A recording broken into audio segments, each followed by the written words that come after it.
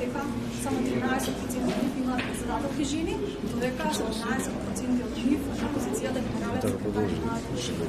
Кога ги прашавме зашто овие позициите генерален секретарија, позицијата исто така во позитива за мажите, во смисло тие се составени со 80%, од 80% се мајчинска попреченост, жените се составени со 17%, од 3% жени се попречени. Значи, ова е забрижувачко.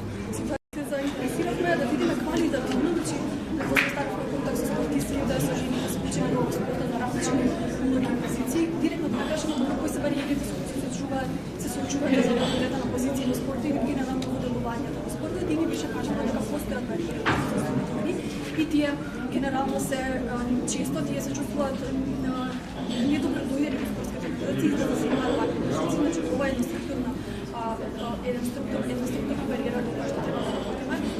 Ни беше потенцирано дека постои голема дискриминација во однос на распределбата на финансиските средства и во услови кога имаме еднакви резултати, еднакви достигнувања на машките и на женските репрезентации. На основа на што го добивме, а тоа е реалната слика на застапеноста на жените на вакви функции и реалната слика со препознавање на сите форми на родителство, произлегавме со низа на напреден кон креативите на продуктите, путем национални спортски федерации и кон општата јавност.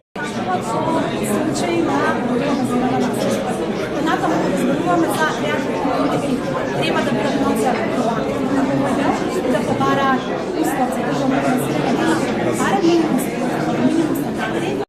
Нашата понежна, поубава и поспособна половина. Тоа нешто сите ние го чувствуваме дека ни треба, меѓутоа немавме квалитетни бројки да знаеме како да се справиме со тоа. Ова истражување точно ни квантифицираше што се случува на терен и каде сме најслаби, односно каде имаме шанси многу побрзо да напредуваме.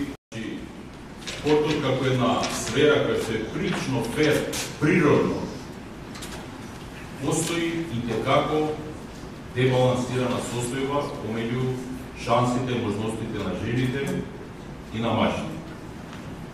Можеме да бараме изговори, бидејќи сепак спортот почнал како машка дисциплина, предоминантно е машки, сето останато, меѓутоа, знаете како, кога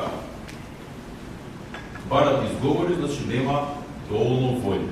Ден број се мажи, меѓутоа, веќе работите интензивно се движат во тој правец.